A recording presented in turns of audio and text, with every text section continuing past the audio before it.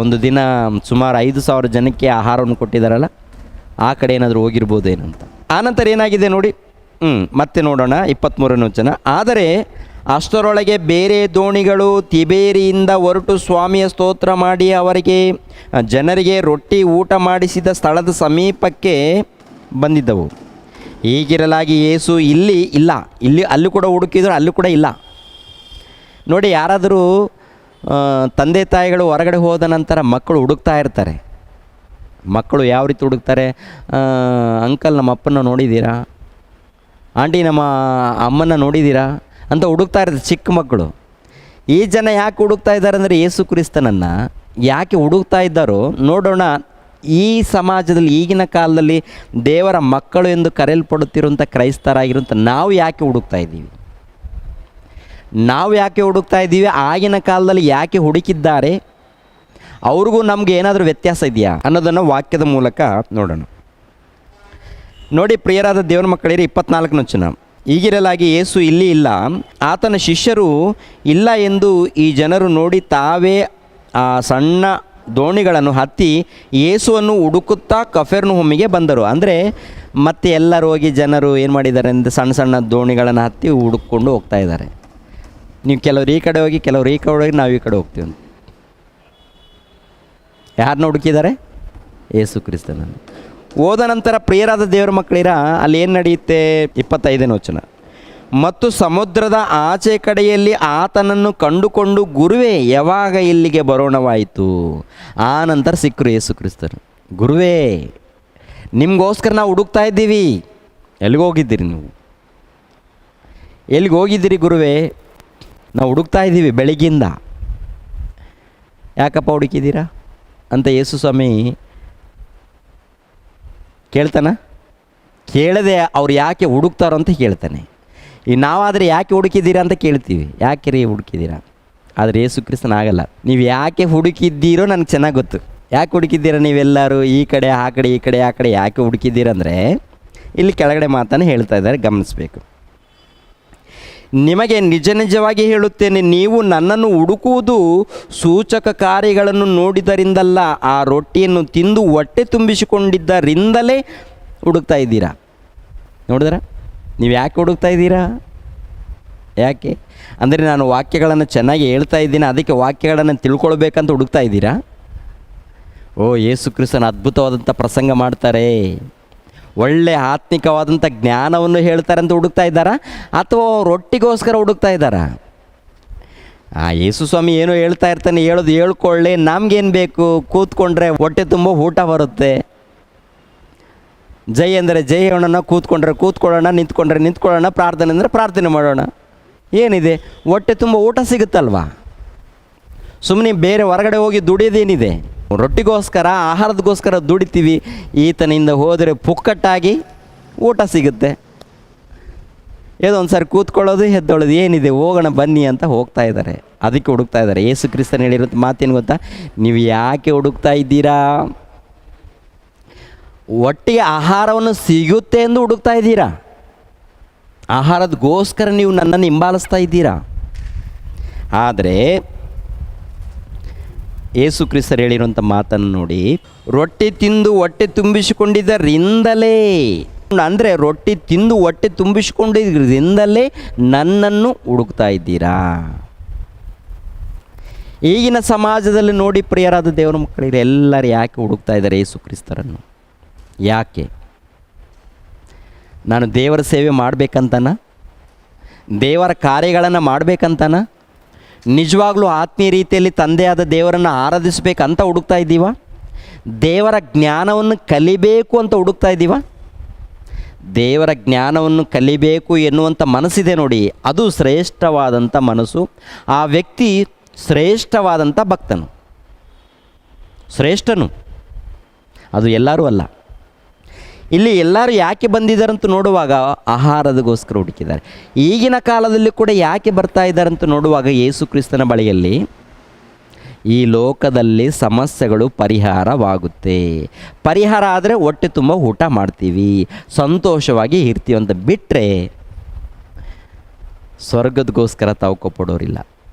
ಅದೇ ಹೇಳಿದಾರಲ್ಲ, ದೇವರ ರಾಜ್ಯಕ್ಕಾಗಿಯೂ ನೀತಿಗಾಗಿಯೂ ತೌಕಪ್ಪಡಿ ಅಂತ ಹೇಳಿದಾರೆ, ಹೇಳಿಲ್ವಾ? ಹೌದು, ದೇವರ ರಾಜ್ಯಕ್ಕಾಗಿ ನೀತಿಗಾಗಿ ತೌಕಪ್ಪಡಿ ಅಂತ ಯೇಸು ಕ್ರಿಸ್ತರು ಹೇಳಿದರೆ, ನಾವು ಅದಲ್ಲ, ಅದು ಬಿಟ್ಟಿದ್ದೀವಿ, ಈ ಲೋಕದಗೋಸ್ಕರ ಬಳಸ್ಕೊಳ್ತಾ ಇದ್ದೀವಿ. ಅಲ್ಲಿ ಈ ಮಾತನ್ನು ಹಾಡು ಮಾಡ್ತೀವಿ, ಪ್ರಯಾಸ ಪಡೋದೆಲ್ಲ ಈ ಲೋಕದಗೋಸ್ಕರ ಬಿಟ್ಟರೆ ಪರಲೋಕದಗೋಸ್ಕರ ತೌಕ ಪಡ್ತಾ ಇದ್ದೀವ? ಪರಲೋಕದ ರಾಜ್ಯದಗೋಸ್ಕರ ತೌಕ ಪಡ್ತಾ ಇದ್ದೀವ? ಇನ್ನು ನಮ್ಮ ಪ್ರಯಾಸ ಎಲ್ಲ ನೋಡ್ರಿ, ಗಮನಿಸ್ರಿ, ಗಮನ ಕೊಡಿ. ಯಾವುದಗೋಸ್ಕರ ಪ್ರಯಾಸ ಪಡ್ತಾ ಇದ್ದೀವಿ, ಯಾಕೆ ಪ್ರಯಾಸ ಪಡ್ತಾ ಇದ್ದೀವಿ? ನಾವು ಗಮನಿಸುವಾಗ, ಆಲೋಚನೆ ಮಾಡುವಾಗ ಪ್ರಿಯರಾದ ದೇವ್ರ ಮಕ್ಕಳಿರ ಅರ್ಥ ಆಗುತ್ತೆ, ನಾವು ಪ್ರಯಾಸ ಪಡುವಂಥದ್ದೆಲ್ಲವೂ ಕೂಡ ಈ ಲೋಕದಗೋಸ್ಕರ ತೌಕ ಪಡ್ತಾ ಇದ್ದೀವಿ ಅಂತ. ಮತ್ತು ಯೇಸು ಕ್ರಿಸ್ತರ ಮಾತು ಎಲ್ಲಿಗೋಯ್ತು? ಈ ಕಡೆ ಕೇಳಿದ್ದೀವಿ, ಈ ಕಡೆ ಬಿಟ್ಟಿದ್ದೀವಿ, ಪಾಲಿಸೋದೆಲ್ಲ ಕೂಡ ಈ ಲೋಕದಗೋಸ್ಕರ. ಆದ್ದರಿಂದ ಜಾಗ್ರತೆ. ಅದಕ್ಕೆ ಯೇಸು ಸ್ವಾಮಿ ಹೇಳಿರುವಂಥ ಮಾತೇನು ಗೊತ್ತಾ? ಈ ರೊಟ್ಟಿ ತಿಂದು ಹೊಟ್ಟೆ ತುಂಬಿಸಿಕೊಂಡಿದ್ದರಿಂದಲೇ ದುಡಿಯಿರಿ, ಕೆಟ್ಟು ಹೋಗುವ ಆಹಾರಕ್ಕಾಗಿ ದುಡಿಯಬೇಡಿರಿ, ನಿತ್ಯ ಜೀವಕ್ಕೆ ಉಳಿಯುವ ಆಹಾರಕ್ಕಾಗಿ ದುಡಿಯಿರಿ. ಇಂಥ ಆಹಾರವನ್ನು ಮನುಷ್ಯ ಕುಮಾರನು ನಿಮಗೆ ಕೊಡುವನು. ಇದಕ್ಕಾಗಿ ತಂದೆಯಾದ ದೇವರು ಆತನನ್ನು ನೇಮಿಸಿ ಮುದ್ರೆ ಹಾಕಿದ್ದಾನೆ. ಇಂಥ ಆಹಾರವನ್ನು, ಎಂಥ ಆಹಾರವನ್ನು? ಕೆಟ್ಟು ಹೋಗದ ಆಹಾರವನ್ನು ಕೊಡಲಿಕ್ಕೆ ಬಂದಿದ್ದಾನಂತೆ. ಕೆಟ್ಟು ಹೋಗದ ಆಹಾರ ಯಾವುದು? ಲಯವಾಗದ ಆಹಾರ ಯಾವುದು? ನಾಶವಾಗದ ಆಹಾರ ಯಾವುದು? ನಾಶವಾಗದ ಆಹಾರವು ದೇವರ ವಾಕ್ಯವು, ದೇವರ ಜ್ಞಾನವು. ಈ ದೇವರ ಜ್ಞಾನವು ನಿಮ್ಮ ಹೃದಯದಲ್ಲಿದ್ದರೆ ನೀವು ಶಾಶ್ವತವಾಗಿ ಬದುಕ್ತೀರಿ. ಅಂದರೆ ಈ ಲೋಕದಲ್ಲಿ ಸ್ವಲ್ಪ ದಿನ, ಆನಂತರ ಸತ್ತೋದ ನಂತರ ಮಹಾಲೋಕದಲ್ಲಿ, ಪರಲೋಕದಲ್ಲಿ ನಾವು ಜೀವಿಸ್ತೀವಿ. ಅದು ಶಾಶ್ವತವಾಗಿರೋಂಥ ಲೋಕ. ಆ ಲೋಕಕ್ಕೆ ಹೋಗಬೇಕಾದ್ರೆ ನಾಶವಾಗಲಾಗದ ಆಹಾರವನ್ನು ನಾವೇನು ಮಾಡಬೇಕಂತೆ?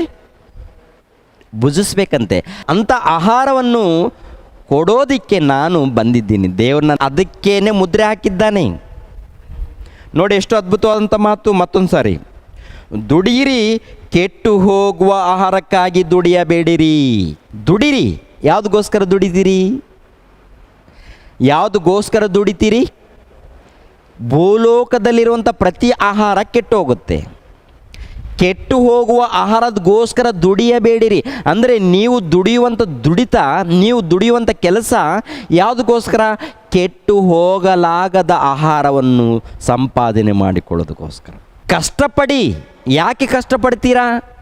ನೀವು ಕಷ್ಟಪಡಬೇಕು. ಅಂದರೆ ದೇವರು ಕೈ ಕಾಲುಗಳನ್ನು ಕೊಟ್ಟಿದ್ದಾನ, ಆರೋಗ್ಯವನ್ನು ಕೊಟ್ಟಿದ್ದಾನ. ನೀವು ದುಡಿರಿ. ಯಾಕೆ ದುಡಿಬೇಕು? ಈ ಲೋಕದಲ್ಲಿ ಕೆಟ್ಟು ಹೋಗುವ ಆಹಾರದಗೋಸ್ಕರ ಅಲ್ಲ, ಶಾಶ್ವತವಾಗಿ ಇರುವಂಥ ಆಹಾರದಗೋಸ್ಕರ ದುಡಿಬೇಕಂತೆ. ಯಾವಾಗಾದ್ರೂ ದುಡ್ದಿದ್ದೀವ? ಕೆಟ್ಟು ಹೋಗದ ಆಹಾರ ಇದೆಯಾ? ಕೆಟ್ಟು ಹೋಗುವ ಆಹಾರದ ಪದಾರ್ಥಗಳಿದೆ. ಕೆಟ್ಟು ಹೋಗುವ ಆಹಾರ ಅಂದರೆ ಲಯವಾಗುವ ಆಹಾರ ಪದಾರ್ಥಗಳಿವೆ. ಲಯವಾಗದ ಪದಾರ್ಥ ಏನಿದೆ? ಲಯವಾಗದ ಆಹಾರ ಏನಿದೆ ನಮ್ಮಲ್ಲಿ ಅಂತ ನೋಡುವಾಗ, ಲಯವಾಗದ ಆಹಾರ ದೇವರ ವಾಕ್ಯ. ಈ ದೇವರ ವಾಕ್ಯವು ನಮ್ಮ ಹೃದಯದಲ್ಲಿದೆಯಾ? ಅದನ್ನೇ ಹೇಳಿದ್ದಾರೆ ಯೇಸು ಕ್ರಿಸ್ತರು. ಲಯವಾಗದ ಆಹಾರವನ್ನು ನಾನು ಕೊಡೋದಕ್ಕೆ ಬಂದಿದ್ದೇನೆ. ಅದಕ್ಕೆ ದೇವರು ನನ್ನನ್ನು ಮುದ್ರೆ ಹಾಕಿದ್ದಾನೆ. ಮತ್ತು ಅಲ್ಲಿರುವಂಥ ಜನರೆಲ್ಲರೂ ಯಾಕೆ ಬಂದಿದ್ದಾರೆ? ಎಲ್ಲ ಜನರು ಈ ಕಡೆ ಆ ಕಡೆ, ಈ ಕಡೆ ಆ ಕಡೆ. ಸ್ವಾಮಿ ಎಲ್ಲಿ ಇದ್ರಿ? ಇವಾಗ ಸಿಕ್ಕರಲ್ಲ, ಎಲ್ಲಿಗೆ ಹೋಗಿದ್ರಿ? ಎಷ್ಟು ಸಾರಿ ಹುಡುಕಿದ್ದೀವಿ ಗೊತ್ತಾ ನಿಮಗೆ? ಸ್ವಾಮಿ ಎಷ್ಟಪ್ಪ ಹುಡುಕಿದಿರಿ? ಬೆಳಗ್ಗಿಂದ ಹುಡುಕ್ತಾ ಇದ್ದೀವಿ. ನೀವು ಯಾಕೆ ಹುಡುಕಿದ್ದೀರೋ ನನಗೆ ಗೊತ್ತು ಬಿಡಿ. ಯಾಕೆ ಹುಡುಕಿದ್ದಾರೆ ಅವರು? ನೋಡಿ ಪ್ರಿಯರ ದೇವ್ರ ಮಕ್ಕಳು, ಈಗಿರುವಂಥ ಜನರಿಗೂ ಆಗಿರುವಂಥ ಜನರಿಗೂ ವ್ಯತ್ಯಾಸ ಏನಾದರೂ ಇದೆಯಾ? ಆಗಿನ ಕಾಲದಲ್ಲಿ ಟೆಕ್ನಾಲಜಿ ಇಲ್ಲ. ಈಗಿನ ಕಾಲದಲ್ಲಿ ಏನಿದೆ? ಕಂಪ್ಯೂಟರ್ಗಳಿದೆ, ಎಲ್ಲ ಟೆಕ್ನಾಲಜಿಗಳಿವೆ, ಎಲ್ಲ ರೀತಿಯಲ್ಲಿ ಎಷ್ಟೆಷ್ಟೋ ವಿದ್ಯೆಗಳನ್ನು ಕಲ್ತಿದ್ದಾರೆ, ಎಷ್ಟೋ ಜ್ಞಾನವನ್ನು ಕಲ್ತಿದ್ದಾರೆ, ಏನ್ರಿ ಎಷ್ಟೋ ವಸ್ತುಗಳನ್ನು ಕಂಡುಹಿಡಿದಿದ್ದಾರೆ. ಆಗಿನ ಕಾಲದಲ್ಲಿ ಇಲ್ಲ. ಆದರೆ ಮನಸ್ಸು ಮಾತ್ರ ಒಂದೇ, ಸೇಮ್. ಈ ಲೋಕದ ಜ್ಞಾನ ಎಷ್ಟು ಕಲ್ತ್ಕೊಂಡ್ರೂ ಹೃದಯ ಬದಲಾವಣೆ ಹೊಂದಿಲ್ಲ ರೀ. ಆಗಿನ ಕಾಲದಲ್ಲಿ ಪ್ರಯಾಸ ಊಟದಗೋಸ್ಕರ, ಈಗಿನ ಕಾಲದಲ್ಲಿ ಪ್ರಯಾಸ ಊಟದಗೋಸ್ಕರ. ಊಟ ಸಂಪಾದನೆ ಮಾಡ್ಕೋಬೋದು, ಆದರೆ ನಿನ್ನ ಆಲೋಚನೆ, ನಿನ್ನ ಗುರಿ ಇದ್ರಿಗೋಸ್ಕರ ಅಲ್ಲ, ಇದ್ರಿಗೋಸ್ಕರ ಇರಬಾರ್ದು ಅಂತ ಹೇಳಿದ್ದಾರೆ ದೇವರು. ನಿನ್ನ ಗುರಿ ಯಾಕೆ? ನಿನ್ನ ಪ್ರಯಾಸ ಯಾಕೆ? ನೀನು ಯಾಕೆ ದುಡಿತಾ ಇದ್ದೀಯಾ ಈ ಲೋಕದಲ್ಲಿ? ಯಾಕೆ ದುಡಿತಾ ಇದೆಯಾ ಅಂದರೆ ಕೆಲಸ ಯಾಕೆ ಮಾಡ್ತಾ ಇದೆಯಾ ಈ ಲೋಕದಲ್ಲಿ? ಕೆಟ್ಟು ಹೋಗುವ ಆಹಾರದಗೋಸ್ಕರ ಈ ಲೋಕದಲ್ಲಿ ನೀವು ಕಷ್ಟಪಡ್ತಾ ಇದ್ದೀರಾ. ಆದರೆ ನಾನು ಕೆಟ್ಟು ಹೋಗದ ಆಹಾರವನ್ನು ಕೊಡ್ತೀನಿ. ಅದು ದೇವರು ನನಗೆ ಕೊಟ್ಟಿದ್ದಾನೆ, ಅದೇ ಆಹಾರವನ್ನು ಕೊಡ್ತಾ ಇದ್ದೀನಿ ನಿಮಗೆ. ಅದು ಕೆಟ್ಟು ಹೋಗೋದಿಲ್ಲ. ಅಂಥ ಆಹಾರ ಬೇಕಾ? ಅಂಥದ್ದು ಬೇಕಾ? ನನ್ನಲ್ಲಿ ಬನ್ನಿರಿ, ನನ್ನ ಮಾತನ್ನು ಕೇಳಿರಿ ಅಂತ ಹೇಳಿದ್ದಾನೆ. ಆ ಕೆಟ್ಟು ಅಂದರೆ ನಾವು ದುಡಿಬೇಕು. ಯಾಕೆ ದುಡಿಬೇಕಂತ ಹೇಳಿದ್ದಾರೆ ಇಲ್ಲಿ? ದುಡಿಬೇಕು ಅಂದ್ರೆ ಅರ್ಥ ಏನು? ಕೆಲಸ ಮಾಡಬೇಕು. ಇವಾಗ ಅಂಶದ ಹೆಸರು ಏನು ಹೇಳಿದ್ದೀನಿ? ದೇವರು ಕೊಟ್ಟಿರುವಂಥ ಕೆಲಸವನ್ನು ನಾವು ಮಾಡುತ್ತಿದ್ದೀವಾ? ಕ್ವಶನ್ ಲಾಸ್ಟಲ್ಲಿ ಏನು ಬರುತ್ತೆ? ಪ್ರಶ್ನೆ. ದೇವರು ಕೊಟ್ಟಿರುವಂಥ ಕೆಲಸವನ್ನು ನಾವು ಮಾಡುತ್ತಿದ್ದೀವಾ ಅಂದರೆ ದುಡಿಬೇಕು, ಕೆಲಸ ಮಾಡಬೇಕು. ಯಾವುದ್ರಿಗೋಸ್ಕರ ಕೆಲಸ ಮಾಡಬೇಕಂತ ಹೇಳಿದಾನೆ ಯೇಸು ಕ್ರಿಸ್ತರು? ಕೆಟ್ಟು ಹೋಗುವ ಆಹಾರದಗೋಸ್ಕರ ಬೇಡ. ಆಹಾರಗೋಸ್ಕರ ನೀವು ಕೆಲಸ ಮಾಡಿ ಪರವಾಗಿಲ್ಲ, ಆದರೆ ದುಡಿಬೇಕು. ಕೆಟ್ಟು ಹೋಗದ ಆಹಾರ ಇದೆ, ಆಹಾರದಗೋಸ್ಕರ ದುಡಿಬೇಕು, ಕೆಲಸ ಮಾಡಬೇಕು. ಆಹಾರವನ್ನು ಅಂದರೆ ಆತ್ಮಿಕವಾದಂಥ ಆಹಾರವನ್ನು ಸಂಪಾದನೆ ಮಾಡಿಕೊಂಡು ದೇವರು ಕೊಟ್ಟಿರುವಂಥ ಕೆಲಸವನ್ನು ನಾವು ಮಾಡಬೇಕು. ಮತ್ತು ಯೇಸು ಕ್ರಿಸ್ತನಿಗೆ ಏನು ಕೆಲಸ ಕೊಟ್ಟಿದ್ದಾರೆ?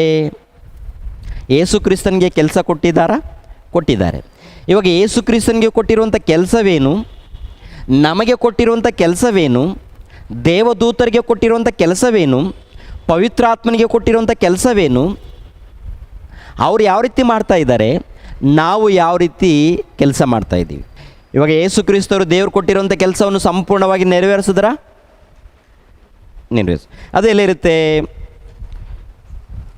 ಯೋಹಾನನ ಬರೆದ ಸುವಾರ್ತೆ 17ನೇ ಅಧ್ಯಾಯ 3ನೇ ವಚನ. ಯೋಹಾನನ ಬರೆದ ಸುವಾರ್ತೆ 17ನೇ ಅಧ್ಯಾಯ 3ನೇ ವಚನ.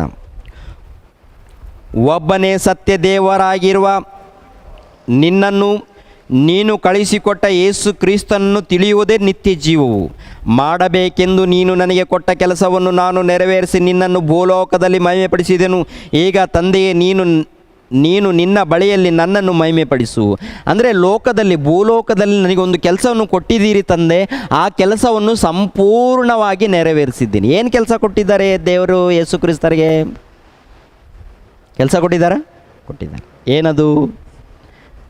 1ನೇ ಶತಮಾನದಲ್ಲಿ ದೇವರ ವಿಷಯಗಳನ್ನು ತಿಳಿಸ್ಬೇಕು. ಆನಂತರ ಎಲ್ಲರಿಗೋಸ್ಕರ ರಕ್ತವನ್ನು ಸುರಿಸ್ಬೇಕು. ಆನಂತರ ಇವರೆಲ್ಲರೂ ಯಾರು? ಯೆಹೂದ್ಯರೆಲ್ಲರೂ ಸೇರಿ ನಿನ್ನನ್ನು ಹೊಡಿತಾರೆ, ಓಡಿಸ್ಕೋಬೇಕು.